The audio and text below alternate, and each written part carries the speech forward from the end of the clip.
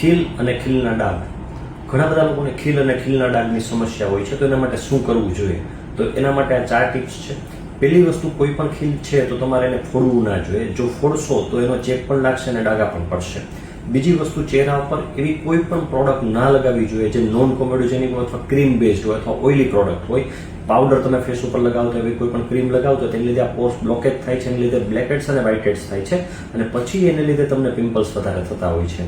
ત્રીજી વસ્તુ કે પિમ્પલ્સ છે તો પ્રોપર ડર્મેટોલોજીસ્ટ પાસે જઈ એની પ્રોપર ટ્રીટમેન્ટ કરાવો કે જેથી કરીને એની સારવાર થઈ અને તમને ડાઘાને છે બધી વસ્તુ રિપેર થઈ શકે. અને ફોર્થ થિંગ કે એની એકને થેરાપી કરાવો, જેને અમે એકને ફ્રી સ્પોટ ફ્રી થેરાપી કહેતા હોય છે.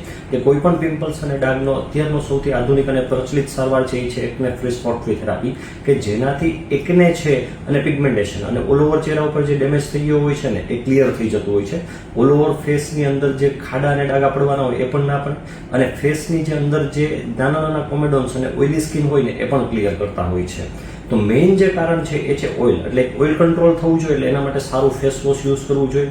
એકને ફ્રી સ્પોટ ફ્રી થેરાપી વિશે વધારે માહિતી જોતી હોય તમે કોમેન્ટ કરી શકશો. તથા કોઈ પણ પ્રકારની તમને ક્વેરી હોય કે આ પ્રોડક્ટ યુઝ કરવી હોય કે ના કરવી જોઈએ તો પણ તમે કોમેન્ટ કરી શકશો. પણ કોઈ પણ પ્રોડક્ટ સિલેક્ટ કરી અથવા ઓનલાઈન જોઈને વાપરવાનું શરૂ ના કરી દેવું જોઈએ. એનાથી પણ પિમ્પલ્સ વધારે થાય છે. ફોડવા ના જોઈએ. અને પ્રોપર ડાયટ, સારો ડાયટ, ઓઇલી ફૂડ ઓછું અને વધારે વિટામિન્સ વાળા ફ્રૂટ્સ વેજીટેબલ્સ લો તો ડેફિનેટલી પિમ્પલ્સમાંથી છુટકારો શક્ય છે.